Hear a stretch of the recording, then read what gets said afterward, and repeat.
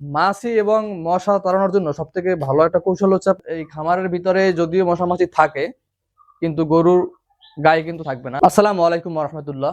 আলহামদুলিল্লাহ, আজকে আপনাদের মাঝে নতুন আর একটা ভিডিও নিয়ে হাজির হলাম। তো আজকে ভিডিওটার মূল বিষয় হচ্ছে যে বর্তমানে কিন্তু মশা মাছির উৎপাদন খুব বেশি এবং খামারের মশা মাছি তাড়ানোরা খুব একটা কষ্টকর। অনেক সময় অনেক কিছু ব্যবহার করার পরেও কিন্তু আমরা মশা মাছি তাড়াতে পারতেছি না। তো আপনাদের সাথে আমি এই বিষয়ে শেয়ার করবো যে আসলে আমি মূলত মশা মাছি তাড়ানোর জন্য কি ব্যবহার করি এবং এটার রেজাল্ট কেমন, এবং এটার রেজাল্ট সম্পর্কে আপনাদেরকে বলবো। তো আসলে মূলত আমি সর্বপ্রথম মশা মাছির জন্য ফিনিশ ব্যবহার করতাম, কিন্তু তাতে কোনো মশা মাছি দূর হইতো না বা যাইতো না। তারপরে সর্বশেষ আমি এই যে বায়োলিন, এই ওষুধটাকে আমি ব্যবহার করতেছি বিগত 3 থেকে 4 বছর ধরে। তো আসলে এইটার দামও একটু বেশি এবং রেজাল্টটাও কিন্তু খুব ভালো। এইটা ব্যবহার করার পরে আপনার এই খামারের ভিতরে যদিও মশা মাছি থাকে কিন্তু গরুর গায়ে কিন্তু থাকবে না। আপনার একটু দেখেন যেদিকে আমার গরুর গায়ে কিন্তু কোনো মশা তো এখন নাই, দিনের বেলা মাছি কোনো একটাও নাই। হয়তো আমার খামারে কিছু কিছু মাছি আছে কিন্তু গরুর গায়ে বসে না। এইটা দিলে আপনার কমপক্ষে 24 ঘন্টা পর্যন্ত ওই শরীরে কোনো মাছি টাছি বসে না। একটু জুম করে এগুলো দেখো গরুগুলো, আচ্ছা এর ভিতরে কিন্তু কোনো মাছি নাই। আমার খামার মাছি নাই এমন না, আছে, কিন্তু এইটা দেওয়ার কারণে এই শরীরে কিন্তু বসে না।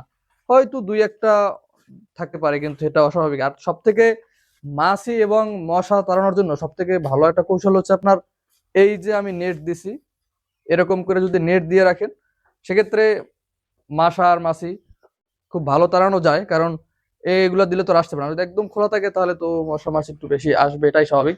আমি কিভাবে ব্যবহার করি আপনাদের একটু বলি। এটা আসলে দুইভাবে ব্যবহার করা যায়। এটার ভিতরে এই যে স্প্রে আছে, ওই স্প্রে গুলো দিয়ে তারপরে কিন্তু শরীরে দিতে পারবেন, কুয়াশার মতো মতো করে দিতে পারবেন, আর এটা কোনো সমস্যা নাই। আর আমি যে সিস্টেম ব্যবহার করি, মানে এই সিস্টেম ব্যবহার করলে আপনার লাগেও কম এবং দীর্ঘদিন ব্যবহার করা যায়। এবং এইভাবে আমি যে সিস্টেম ব্যবহার করি, এই সিস্টেম ব্যবহার করলেও কিন্তু শরীর থেকে মশা মাছিটা দূর হয়ে যায়। তো এর জন্য আমি আলাদা একটা নিয়েছি পট, তাই এটার ভিতরে একটু এটাকে আমি ঢেলে নিব।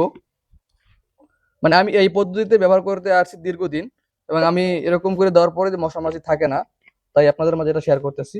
যদি আপনাদের ভালো লাগে তাহলে আপনারা এই সিস্টেমটা ফলো করতে পারেন। তো এইটা মশা মানে মশা কিন্তু সব থেকে বেশি বসে কিন্তু এই যে পায়ের দিকে, এই শরীরের দিকে যা বসে তার থেকে কিন্তু বেশি বসে কিন্তু এইসব জায়গাতে কিন্তু মশাটা সব থেকে বেশি বসে। তো এইসব জায়গাতে যদি এরকম ভাবে একটু হালকা হালকা লাগাই দিই, এটা যেটা গন্ধ বা একটা ঘ্রাণ, এই কারণে কিন্তু এইটা আর আসে না। এরকম হালকা হালকা লাগাই দিলে এর গন্ধের কারণেই এই মাছি আর মশা কিন্তু শরীরে কিন্তু বসে না। যদিও খামার ভিতরে থাকবে দুই একটা, কিন্তু শরীরে বসতে পারবে না এটার জন্য।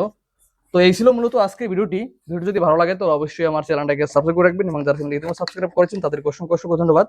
এবং যারা ফেসবুক পেজ থেকে দেখছেন তারা অবশ্যই ফেসবুক পেজটাকে ফলো করে রাখবেন, এবং সকলেই আমার জন্য দোয়া করবেন। আল্লাহ তাআলা যেন আমার এই খামারের ভিতরে বারাকা দান করেন। আসসালামু আলাইকুম ওয়া রাহমাতুল্লাহ।